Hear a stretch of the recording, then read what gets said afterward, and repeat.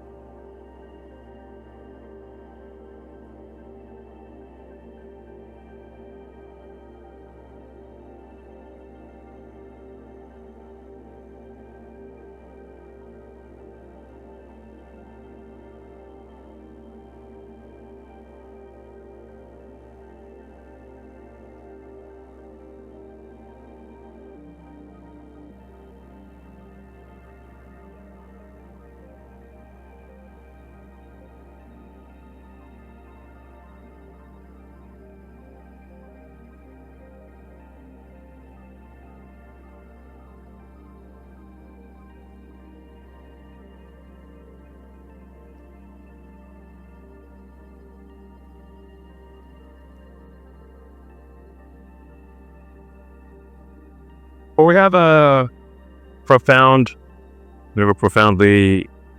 important announcement to make, which is the most epic shipbuilding exercise in history by far.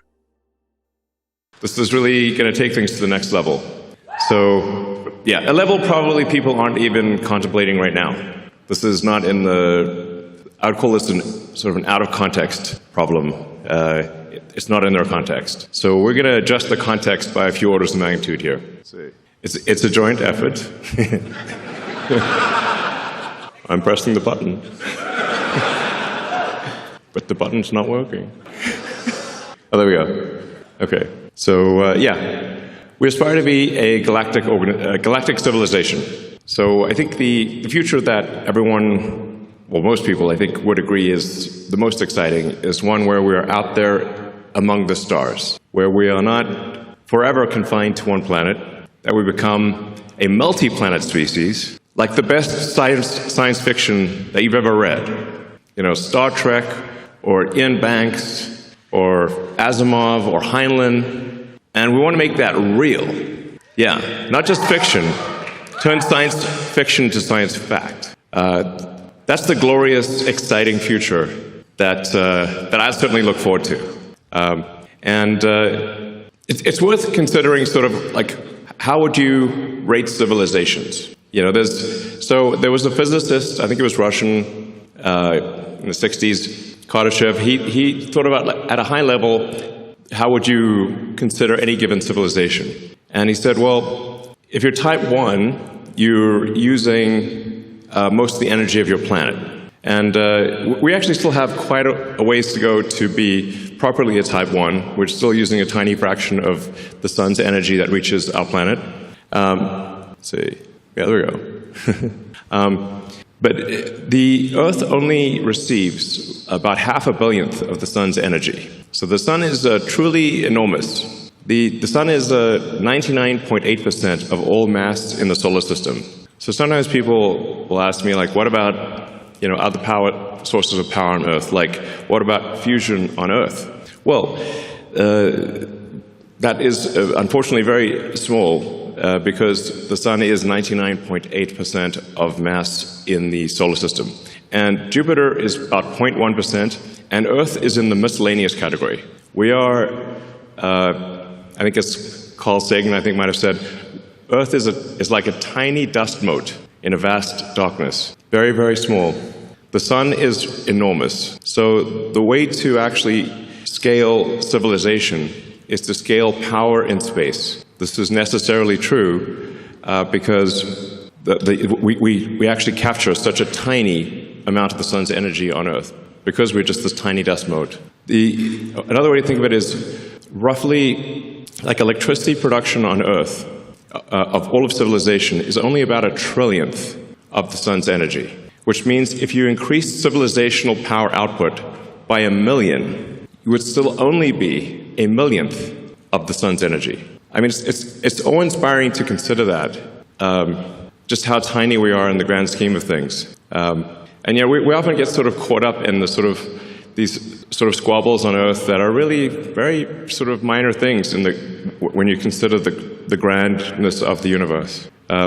And so I think it is important, actually, to consider the grandness of the universe and what we can do that is much greater than what we've done before, as opposed to worry about sort of small squabbles on Earth type of thing. And not much point in that. Yeah, we want to be a civilization that expands to the galaxy with spaceships that anyone can go anywhere they want at any time. That would be epic. And have a city on the moon, cities on Mars, populate the solar system, and send spaceships to other star systems. That sounds like the best possible future. You know? So to do that, we need to harness the power of the sun. And so a terafab, while it is enormous, a terawatt of compute per year is enormous by our sort of civilizational standards. It is still just one step along the way of being even a Carter ship. You still have a long way to go to even be a Carter ship 2-level civilization, and you're not even registering as a Carter ship 3. So it's a very big thing by current human standards, but still small in the grand scheme. It's very difficult for humans. So to accomplish this very difficult goal really requires a combination of efforts of SpaceX-xAI and Tesla working together to create this epic Terafab project. So.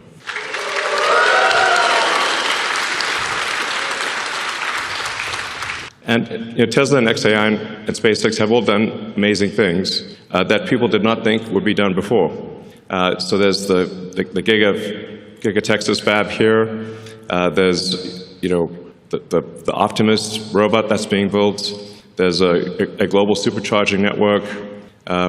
There's really quite a lot. And it wasn't that long ago when people thought electric cars wouldn't amount to anything. And there were basically no electric cars for sale when Tesla started. And people said it was impossible, and now Tesla's making 2 million electric cars a year. Yeah.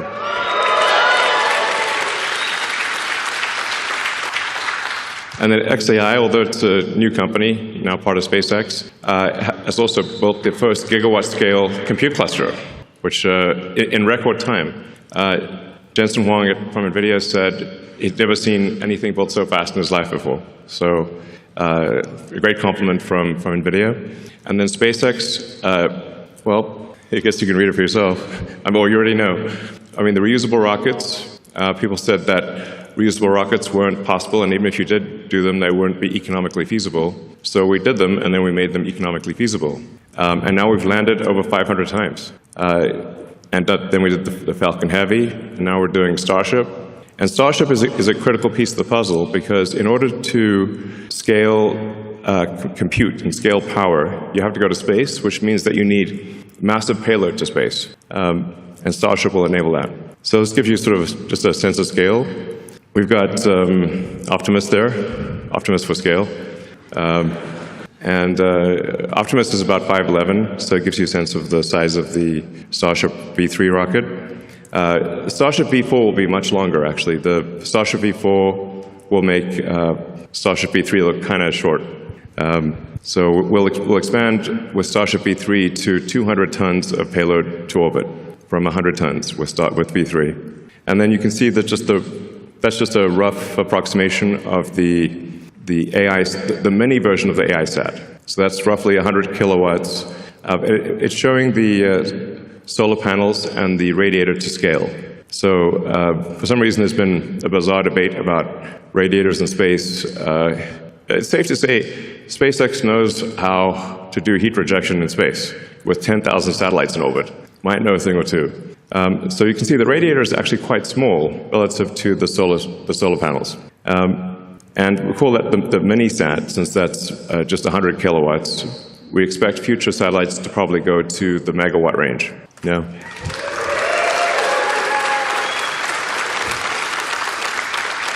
So in order to get to the terawatt of compute per year, you need about 10 million tons to orbit per year and at 100 kilowatts per ton. So we're confident this is feasible. Like no new physics or impossible things are required to get there. So I'm confident actually that SpaceX will get to 10 million tons to orbit per year. And then we're building up to a terawatt of solar.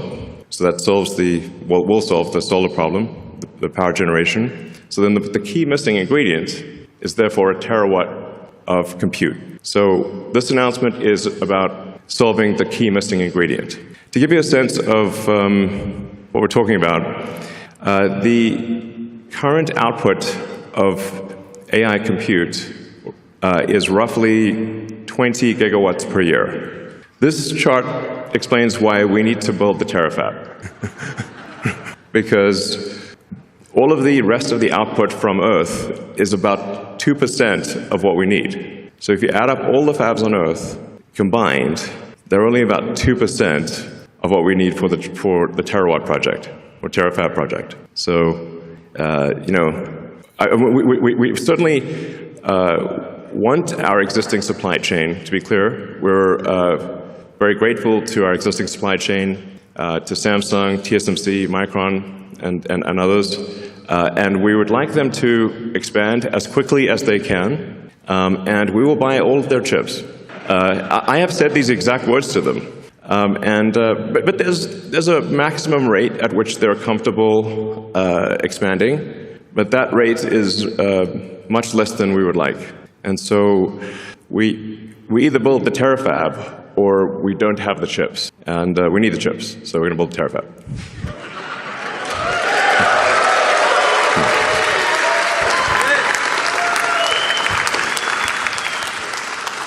And we're starting off with an advanced technology fab here in Austin. And I believe Governor Abbott is in the audience. I'd like to thank Governor Abbott and the state of Texas for their support. All right. So in the advanced technology fab, we will have all of the equipment necessary to make a chip of any kind, logical memory, and we will also have all of the equipment necessary to make the lithography masks. So in a single building, we can create a lithography mask, make the chip, test the chip, make another mask, and have an incredibly fast recursive loop for improving the chip design. To the best of my knowledge, this doesn't exist anywhere in the world, where you've got everything necessary to build logic, memory, and do packaging, and test it, and then do the masks, improve the masks, and just keep looping it. So, and we're not just going to do conventional compute in this. I think there's some very interesting new physics that is potentially, that actually I'm confident will work. It's just a question of when. So this is we're really going to push the limit of physics in compute. And we're going to try a bunch of wild and crazy things, which you can do if you've got that fast iteration loop. That I can't emphasize enough the importance of being able to make a chip, test it, and then change the design, do another one, and have that in a single building. I think that our recursive improvement with that situation is probably an order of magnitude better than anything else in the world. Yeah.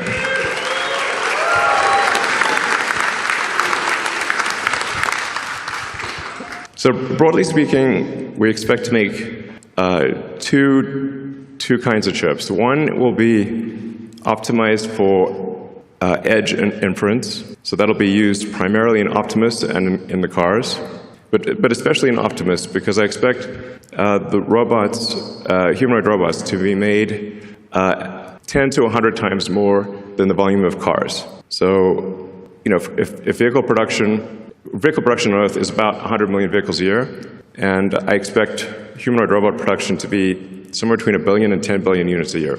So that's a lot. Yeah, Tesla's going to make a very significant percentage of those, is our goal. And then we need a high-power chip that is designed for space, that takes into account the more difficult environment in space, where you've got high power, you've got high energy ions, photons, you've got electron buildup. It's a hostile environment in space. So you want to design the chip, you want to optimize it for space. And you also want to generally run it a little hotter than you would normally run a chip on Earth to minimize the radiator mass. So there are just a bunch of constraints that you design something differently in space than you would on the ground. And for the space compute, my guess is that is the vast majority of the compute, because you're power constrained on Earth. That's why I think it's probably 100 to 200 gigawatts a year of terrestrial chips, and probably on the order of a terawatt of chips in space, just because of power constraints on the ground. That's probably how it ends up. Space has this advantage that it's always sunny. It's very nice. I actually think that the cost of AI and deploying AI in space will drop below the cost of terrestrial AI much sooner than most people expect. I think it may be only 2 or 3 years before it is actually lower cost to send AI chips to space than it is on the ground. Because in space, you don't need much in the way of batteries because of it's always sunny. And the solar power, you're going to get at least 5 or more times the solar power you get in space versus the ground, because you don't have atmospheric attenuation or a day-night cycle or seasonality. And you're always normal to the sun. So you're really maximizing the solar power at that point. And the space solar actually costs less than terrestrial solar because you don't need heavy glass or framing to protect it from extreme weather events. So as soon as the cost to orbit drops to a low number, it immediately makes extremely compelling sense to put AI in space. It becomes a no-brainer, basically. Moreover, as you go to space, you get increased economies of scale, and things get easier over time, whereas as you try to put more and more power on the ground, you run out of space.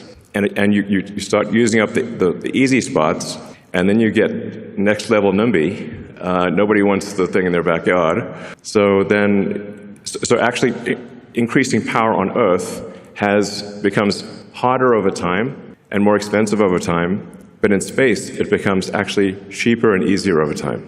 These are very important points. So.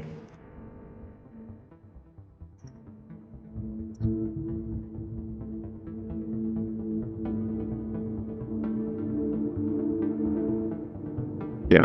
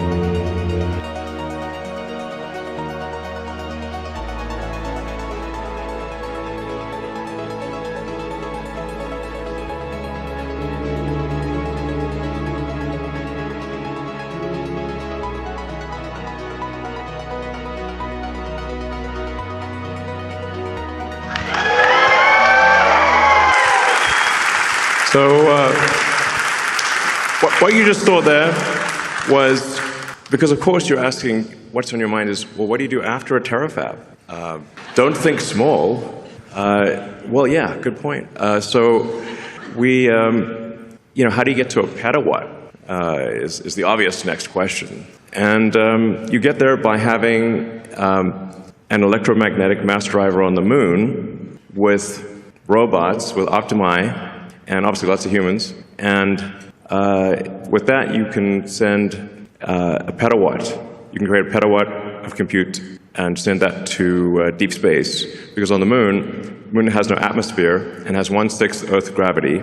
So you don't need rockets on the moon. You can literally accelerate it to escape velocity from the surface. And that dramatically drops the costs, once again, of harnessing power and enables you to go 1,000 times bigger than a terawatt. So for sure, the future I want to see, I want to just live long enough to see the mass driver on the moon, because that's going to be incredibly epic. Yeah.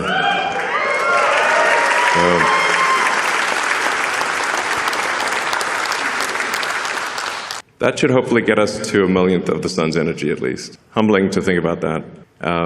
But 1/millionth of the sun's energy would be 1,000,000 times bigger than Earth's economy, so it's good from that perspective. And then, yeah, you expand beyond that to the planets, to the other stars, and create the most exciting possible future that I can imagine. So.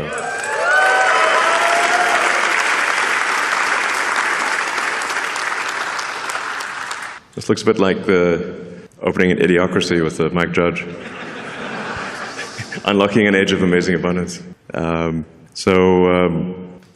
obviously the elements of that are sustainable energy, space travel, and AI and robotics that bring amazing abundance to everyone.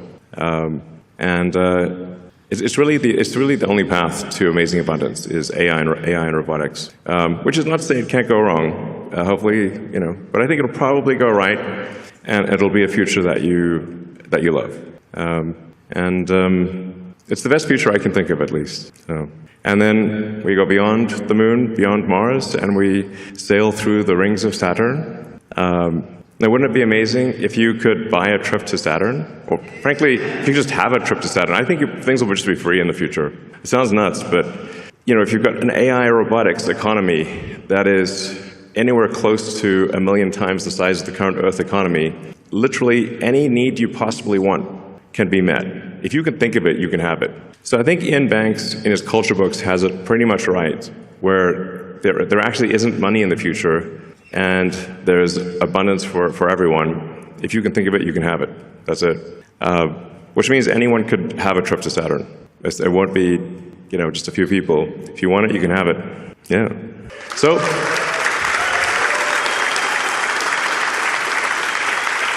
Yeah. Join us on this journey, and help us design incredible chips and make incredible chips and build a terawatt of chips, a terawatt of solar, and 10 million tons to orbit per year. Thank you.